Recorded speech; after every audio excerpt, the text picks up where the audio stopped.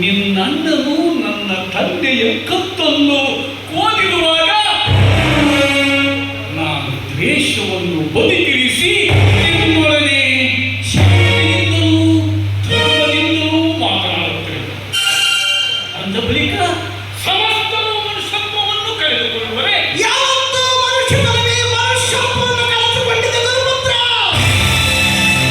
ಇದೀಗ ತಮ್ಮ ನಾಲಿಗೆ ನುಡಿಸಿದ ಶಬ್ದ